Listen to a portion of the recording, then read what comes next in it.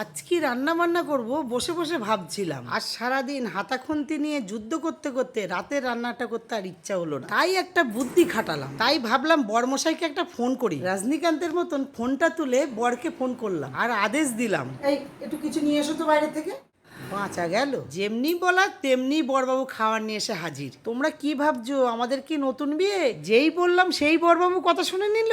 না গো, আমাদের বিয়ে 25 বছর হয়েছে, কিন্তু ভালোবাসা একই রয়েছে। যাই হোক, এবার মেন টপিকে আসি। আমার বরটি 3 প্যাকেট চাউমিন নিয়ে এসেছিল, একটা ছেলের বাবার, একটা ছেলের, একটা আমার। আমিও তাড়াতাড়ি করে প্যাকেট থেকে চাউমিনগুলো বার করে নিলাম। তোমরাও কমেন্ট করে জানিও কে কে চাউমিন খেতে ভালোবাসো। আর চাউমিনের সঙ্গে দিয়েছিল একটা স্পেশাল সস, কিন্তু আসছিল চাউমিনটা ভেজ। ছেলে আবদার করে বলল, মা আমি এক চাউমিন খাবো। যেমনি আবদার তেমনি কাজ। ছেলের আবদার তো আর ফেলে দেওয়া যাবে না। আমিও একবারে চিংচাং বুংবাং করে চাউমিন বানাতে শুরু করে দিলাম। নিয়ে নিয়েছিলাম 3টে ডিম। দেখে তো মনে হচ্ছে না মুরগির ডিম, এ যে কিসের ডিম ভগবানই জানে। টাকলাগুলো টাক ফাটিয়ে জিনিসপত্র বার করে নিলাম আর দিয়ে দিলাম স্বাদ মতো নুন। নুন না দিলে তো বড়বাবু আবার গুণও গাইবে না। এবার একটা চামচ নিয়ে ডিমগুলোকে হাইয়া হাইয়া করে ঘোরাতে লাগলাম। এবার একটু কেরামতি দেখানোর পালা তোমাদের। তেলটা ঘোরাতে ঘোরাতে ছেলেটাকে বললাম হেলিকপ্টারটাকে চালিয়ে দিত। এই যাতা হেলিকপ্টার নয়, হ্যাভেলসের হেলিকপ্টার। এবার ফাটানো ডিমটা দিয়ে দেবো তেলের মধ্যে। ব্যাস, আর দেরি নেই,